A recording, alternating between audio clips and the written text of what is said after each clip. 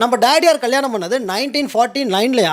அப்போ இருந்த British government வாரிசு இல்லைனா சொத்தெல்லாம் பறிமுதல் பண்ணிடுவாங்களாம். தற்கூரி 47லயே வெள்ளக்காரன் வெளியே போயிட்டான். உங்க டேடியார் கல்யாணம் பண்ணும்போது Nehru prime minister, Congress government. அண்ணாத்த பெரிய தற்கூரியா இருப்பார் போல. 1935ல பிரிட்டிஷ் கவர்மெண்ட் கொண்டு வந்த சில அரசமைப்பு சட்டங்களை 1950ல இந்திய அரசாங்கம் அரசமைப்பு சட்டம் கொண்டு வர்ற வரைக்கும் கடைபிடிச்சாங்கன்றது தெரியுமா என்னன்னே தெரியல. Transfer of property act 1882 section 122 என்ன சொல்லுதுன்னு தயவு செஞ்சு போய் படிச்சு பாரு. ஒருத்தருடைய ப்ராப்பர்ட்டி தனக்கு வந்து சேர்றதுக்கு அவர் பொண்டாட்டியா தான் இருக்கணும், எந்த அவசியமும் கிடையாது.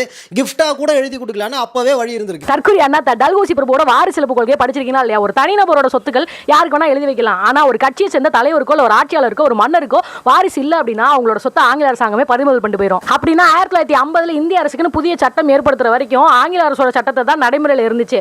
1944லயே பெரியார் நீதி கட்சியோட தலைவர் ஆயிட்டார். அப்போ இதெல்லாம் கொஞ்சம் என்ன தனம்னு பார்த்து சொல்லேன். காதல் என்பது உண்டுதான். அதுல என்ன கள்ளக்காதல் நல்ல காதல். அப்படியானால் இது என்ன? திருமணம் கடந்த உறவு. பெரியார்ட்ட போயிட்டு கள்ளக்காதல்னு சொன்ன உடனே யோ காதல்ங்கிறதே புனிதமான வார்த்தை, அதுக்கு எதுக்கே கள்ளக்காதல் திருட்டு காதல்னு பேர் வைக்கிறீங்க, திருமணம் கடந்த உறவுன்னு சொல்லிட்டு போக வேண்டியதானே அப்படின்னு சொன்னாரு.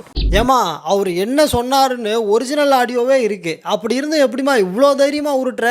உனக்கு தெரியுமா? முதல்ல ஃபுல் ஆடியோ கேட்டிருக்கேன். நீ அப்படியே கேட்டிருந்தாலும் எடிட் பண்ணி போடுற குரூப்ஸ் தானே நீங்களா? தமிழ் எழுத்துக்கள் நிறைய சுருக்கப்படணும். அயல்நாட்டு நூல்கள்ல அறிவியல் பூர்வமா இருக்கிற நூல்கள் எல்லாத்தையுமே தமிழ்ல மொழிபெயர்க்கணும்.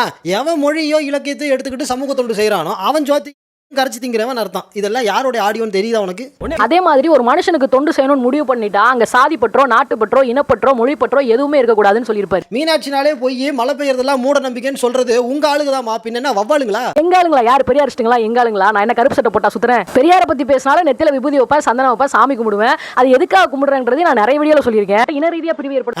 அப்ப 50 வருஷத்துக்கு முன்னாடி ஆரியம் திராவிடம்னு பேசுனது இன அரசியல் இல்லாம இட்லி கடை அரசியலா? 50 வருஷத்துக்கு முன்னாடி கல்வியிலையும் வேலை வாய்ப்புலையும் நில உடைமைகளையும் பிராமணர் அல்லாதவருக்கு எந்த ஒரு உரிமை வழங்கப்படல. அதனாலதான் பிராமணர்களை ஆரியர்கள்னும் பிராமணர் அல்லாதவர்களை திராவிடர்கள்னு பிரிச்சாங்க. நீதி கட்சி திராவிடன்னு ஒரு தமிழ் இதழ் ஆரம்பிச்சு அது மூலமா பிராமணர் அல்லாதவர்களுக்கு நிறைய உரிமைகளை கேட்டு குரல் கொடுத்தாங்க. அண்ணாத்த கண்ணாடியை போட்டுக்கிட்டு கட்டுக்கதைகளை கேட்டுக்கிட்டு இங்க வந்து ஒரு குட்டி கதை சொல்லிக்கிட்டு இருக்காரு.